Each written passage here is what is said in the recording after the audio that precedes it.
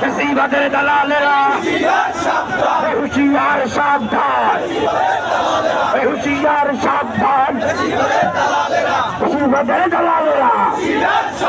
সন্ত্রাসীদের ঠিকানা এই বাংলায় হবে না,